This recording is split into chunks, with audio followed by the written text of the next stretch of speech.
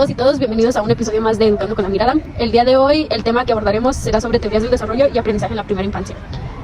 Yo soy María Anita y el día de hoy me acompaña Naomi, Ana y Mariana.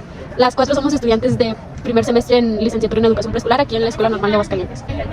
El día de hoy hablaremos sobre la concepción de la infancia, así como los diferentes temas del desarrollo cognitivo según Piaget y Vygotsky, así como las interacciones sociales y emocionales que tienen los niños dentro del jardín de niños y el rol de la familia y del docente en este proceso. Bueno, el primer tema sería infancia y sus concepciones. Nos habla cuando la infancia nos refiere a un periodo en el que es crucial para todo ser humano.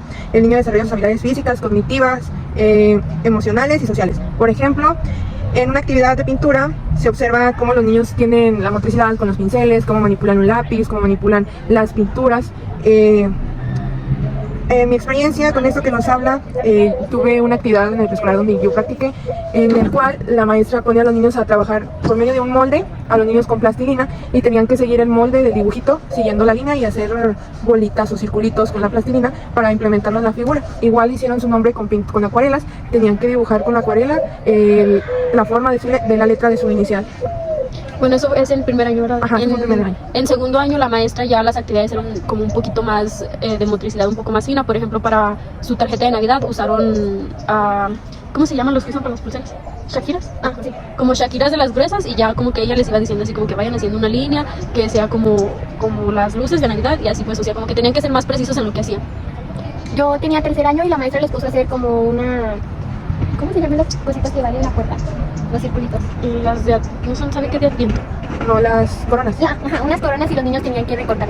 Entonces nosotros teníamos que ayudarles porque algunos niños sí controlaban como el corte, pero otros niños sí lo hacían como muy mal.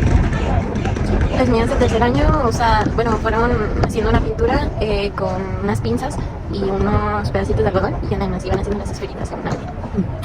Yo voy a hablar sobre el desarrollo cognitivo, en donde según Piaget los niños están en la etapa preoperacional y se guían a través de imágenes, símbolos. Esto quiere decir que les cuesta todavía entender como el punto de vista de las otras personas. Uno de los ejemplos como más claros es cuando los niños están jugando a armar una torre con bloques. Entonces a los niños tienen que buscar la forma de que la torre sea estable y no se caiga, y siento que sí se les dificultaría como un poquito. Entonces ahí entra la ayuda de las maestras, de los maestros, porque según Vygotsky los niños están en una etapa en donde necesitan el apoyo de otras personas para lograr como un objetivo. Bueno, agregando un poquito a esta teoría sobre Piaget, él también habla sobre cómo los niños aún no tienen como una concepción de conservación. Por ejemplo, en mi jardín de niños era muy común que, por ejemplo, un niño traía una galleta, entonces él quería compartirla con uno de sus amigos, pero no sabía cómo, entonces ahí intervenía la maestra y la partía por dos. Entonces el niño ya lloraba porque pues no tenía su galleta completa, pero si le regresaban la otra mitad de la galleta, él aún seguía llorando porque ahora estaba quebrada y él pensaba que tenía menos. Y siguiendo también lo que comenta mi compañera, pero de la teoría de Vygotsky, de la zona de desarrollo próximo, los niños, ahí se distancia la diferencia entre lo que ellos pueden hacer solos y lo que pueden lograr hacer con el apoyo de sus maestros o de otros compañeros que sepan algo más. Y sí, eso pasa cuando, por ejemplo, se ponen en grupos o interaccionan socialmente, ahí ya pueden alcanzar otro tipo de aprendizaje mediante esa interacción social. Por ejemplo, cuando la maestra contaba cuentos y se quería saber qué tanto los niños estaban entendiendo, ellos apoyaban entre ellos, o la maestra les daba cierto tipo de apoyo y ya ellos mismos solos ya iban agarrando una idea de lo que se iba tratando el cuento. Bueno, ahora hablaremos un poco sobre el desarrollo emocional y social dentro de, a lo que observamos dentro del jardín. Por ejemplo, durante nuestras observaciones fue muy evidente cómo los niños formaban lazos afectivos. Por ejemplo, en el salón en el que yo estaba observando había dos niños que, lo que yo observo como que tenían muchas similitudes en cuestión de la organización de su familia y cómo había como en cierto papel un padre ausente, entonces como que siempre andaban ellos dos unidos. O por ejemplo las niñas que tenían los mismos gustos o similares gustos siempre andaban como juntas, entonces sí había como que estos lazos afectivos dentro del salón y eran muy marcados porque, las niñas no se juntaban mucho con los niños porque pues las niñas no se querían hablar de caricaturas o de muñecas, y los niños era como que más hablar de lo que miraban alrededor del jardín o cosas así. En mi salón también había como grupitos, y luego esos grupitos era como de que alguna niña le decía a la otra niña, no, es que no quiero que tú te juntes con nosotros porque no te gusta lo mismo, o cosas así. O sea, era como esas diferencias que hacía que los niños no se mezclaran entre todos. O sea, sí se llevaban bien entre todos, pero ya a la hora del recreo o a la hora de hacer actividades como que ya se juntaban con los que ellos querían y no juntaban a más niños. Siempre discriminan a todos. Yo siento que eso lo veían como más con los niños más grandes, porque con los niños de primero como que apenas estaban entendiendo o haciendo esos grupitos o llegándose a como hacer nada más un grupo, y nosotros no, porque en sí todos convivían. todos eran amigos de todos y todos se llevaban bien. Había niños que tenían, bueno, tenía un niño que tenía a su prima, entonces él se juntaba mucho con su prima, pero de ahí en más ellos, o sea, ninguno tenía como un grupito, estaban apartados, no, todos se juntaban con todos y todos se hablaban, aunque fueran, como era mixto el salón, había muy poquitos de segundo, pero todos se relacionaban y no eran, nada más había un niño que él sí les decía que ellos se alejaran, pero el niño teníamos que calmarlo y decirle, no, todos somos amigos, hay que juntarnos. No era amigo de todos. Alexander, se llamaba Alexander y era y que era el amigo de todos. Alexander era el que les decía que estaba fue el trabajo de uno, que él no sabía. Ya sé cuál, el güerito que llegaba primero. Ajá, él era muy expresivo.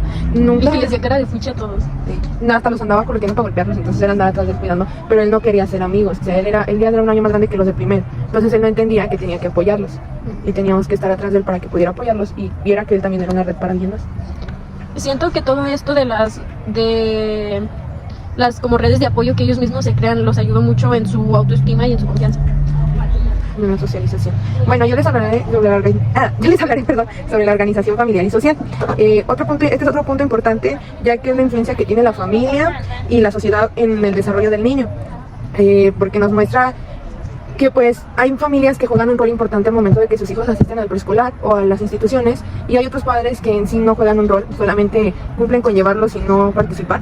Igual en actividades, los padres que sí se involucran más en la educación de sus hijos tienden a ser más activos en las actividades, los niños tienen un avance más rápido y se nota al momento de que el niño interactúa con los compañeros sin miedo, habla de una forma clara y concisa, igual contesta las cosas, participa en el salón. Por ejemplo, en un proyecto colaborativo, la participación de los padres ayuda a fomentar los vínculos entre el hogar y la escuela. Si los padres nos ayudan al momento de hacer actividades, pues el niño ve que también en casa se ve la escuela, entonces puede relacionarlo entre sí. Yo me fijaba como, ¿cómo se llaman eso? ¿La de la mesa directiva o las madres? ¿Sabe qué era eso? Tenía una señora que era la de los dineros, La tesorera. La tesorera. ¿Era la que es mamá también de un niño de mi salón? Creo que sí, una señora que tiene así. Era tesorera la señora, pero yo me fijaba que sin importar eso se involucraba mucho en las actividades de los niños. Su hija participaba, la señora si se le pedía algo, que llevara a la niña un color azul, la señora llevaba el color azul, si se le pedía que entraba. Y a otros padres que dejaban a los niños sin importar que o no se fijaban me fijé en otros salones que un niño estaba llorando porque su papá ni se dio cuenta que los niños ese día no tenían que ir, y el niño llorando. Entonces eso es a lo que esto se refiere, la organización de las familias, porque si tienen una organización tanto la familia como con la escuela y la sociedad con la escuela, pues no hay malentendidos. Ese día el niño pobrecito no había nadie, él estaba llorando, y a otros padres que pues asistieron. También ese día hubo una junta para hablarles a los padres sobre la importancia de los derechos de sus hijos, y asistieron muy pocos papás. Entonces uno se da cuenta que pues son muy pocas las participaciones que encuentras de la sociedad o de los padres de familia ante las instituciones escolares. Todavía no lo ven como tan relevante. Bueno, yo siento que en el preescolar el comportamiento del niño es un reflejo de lo que ellos viven en su casa, de las relaciones que tienen. Y pues sí, porque por ejemplo yo tenía niños que eran criados por sus abuelitos, entonces pues como que sí se miraba una diferencia muy grande de lo que era ser criado por una persona adulta, o sea, porque pues la mayoría eran hijos de papás jóvenes de 18 a 20 años, entonces pues sí, los que estaban a cargo de sus abuelitos pues sí se miraba como, incluso en el cuidado que tenían ellos, pues sí se miraba un mejor cuidado que ni los que eran de papás jóvenes, y tanto en sus comportamientos como en todo, porque había niños que eran muy berrinchudos, muy como de que ellos sabían lo que hacían y ellos iban a hacer lo que ellos querían. Entonces esto se miraba más como en los que estaban a cargo de sus papás jóvenes que en los que eran a cargo de adultos más grandes. En mi salón era un poquito al revés, porque justo el día que fue la junta de padres de familia fueron dos niñas que estaban acompañadas. Una estaba acompañada de su mamá y la otra de su abuelita, y la niña que estaba acompañada de su mamá estaba a un lado de la mamá, súper quieta, no hablaba, no interrumpía en lo que la maestra estaba diciendo, y la otra niña al contrario estaba a un lado de mí agarrando las cosas de la maestra, y por más que uno le decía de que oye, es que no lo agarres, la maestra está hablando, y así me ignoraba, no me hacía caso.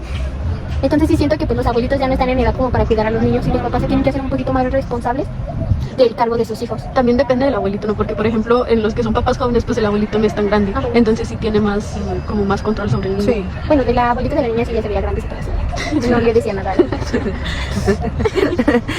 Sí pasa, pero sí, yo siento que al momento de que los padres de familia se involucren más en la educación de sus hijos, bueno, en la escuela, podemos tener más control y que los niños se desarrollen de una forma mejor.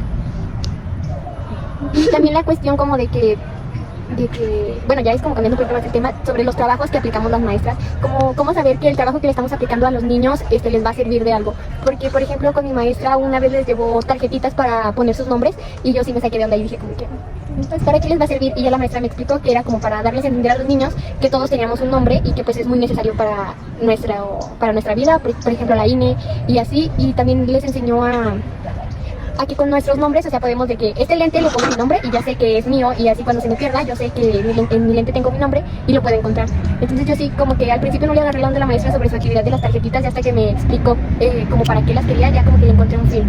Porque luego a veces también los papás como que critican mucho las actividades, pero igual como no se involucran tanto en la escuela, no saben para qué es la actividad y que al final sí tiene un fin. Sí, al final tiene como un trasfondo, nada más se ve como lo superficial. Pues es como la sociedad juzga mucho de que el jardín solamente es para jugar.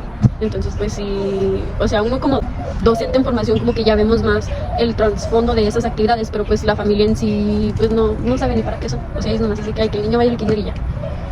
Igual, cuando los maestros de primaria dicen que nosotros las de preescolar debemos de pues mandar al niño ya leyendo y todo, pero hay un detrás de todas las actividades, o simplemente piensan que el niño antes de entrar a la primaria pues estaba nada más cantando, dibujando, recortando, pero hay un detrás de todas las actividades que realizamos para que el niño vaya desarrollando varias actividades. Cuando el niño no asiste a un preescolar pues no tiene esas habilidades, y al momento de llegar a la primaria pues se le dificulta, y el maestro tiene que hacer pues retomar un poco de preescolar para que el niño las desarrolle en ese momento. Pero esa es una importancia, no hay personas que no lo entienden todavía, que preescolar pues ayuda a que el niño sepa la convivencia social, cómo se maneja un aula, cómo es estar en un grupo, cómo es la escuela, para que al momento de entrar a otros grados tengan como más estructura. ¿Qué sigue? ¿No sigue Naomi? No, sigues tú. ¿Ya mencionaste lo del paradigma? Sí. Ok, entonces ahora sí ya yo cierro. Bueno, sí, ok.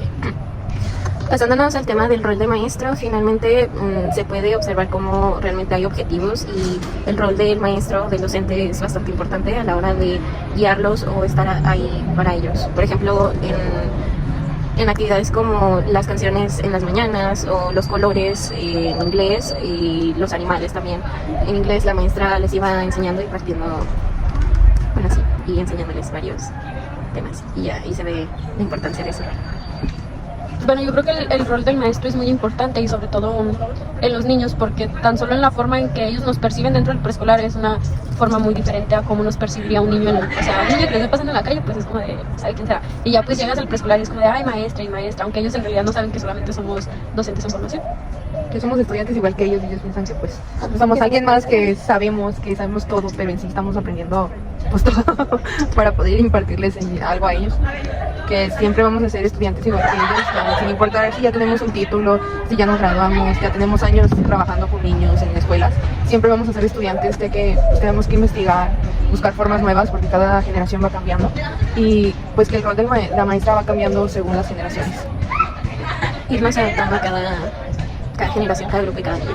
Como a cada plan de estudio. También Bueno, ya para dar como un cierre a este episodio, les quisiera preguntar a ustedes qué les parecieron sus observaciones.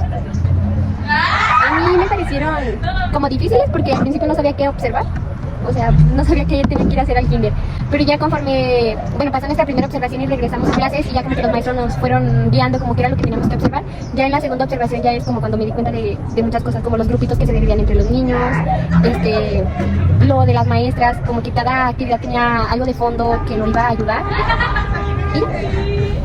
Bueno, yo igual que Naomi al principio no sabía qué observar, simplemente pues, no sé, preguntando, fue como que empecé a ver, pues yo sola me pregunté qué voy a ver, entonces pues me puse atención en las actividades que realizaban los niños, cómo la maestra actuaba con ellos, pues eran niños nuevos, eran igual de nuevos que yo en el kinder, entonces era como voy a ir aprendiendo de ellos, como pues vamos a ir aprendiendo de la mano, ¿verdad?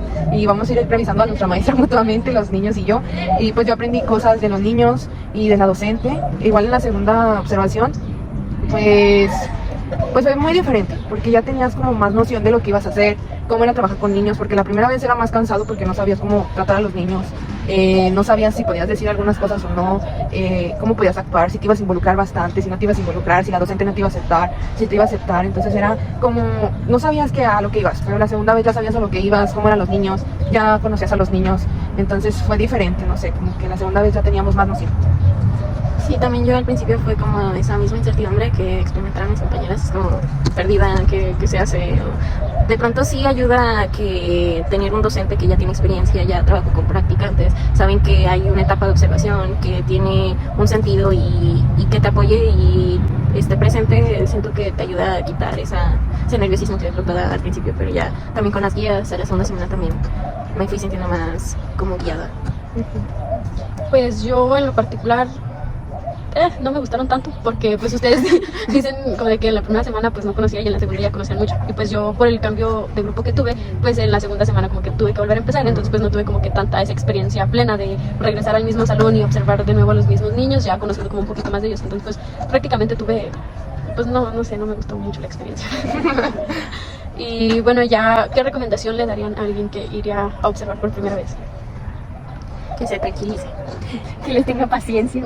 Que entienda que trabajar con niños sí es muy cansado, que es algo, que son los niños absorben toda la energía que uno tiene, Totalmente. que son copiadoras porque todo copian, o sea, todo repiten, que son maquinitas andando que te preguntan ¿por qué? ¿Por qué? Y tener un poco de paciencia para entenderlos, porque hay niños que en ocasiones en su casa no tienen esa atención y buscan una poca atención con nosotros, y si nosotros los tratamos mal, esos niños se van a reprimir. Pero así como tenerles la confianza y la paciencia, también tener líderes. Sí, ser firmes. Bueno, pues creo que con esto nos despedimos. Muchas gracias por escucharnos y vernos. Y recuerden que la observación es una herramienta poderosa para mejorar nuestras prácticas. Nos vemos luego. Muchas gracias. Muchas gracias. Bye.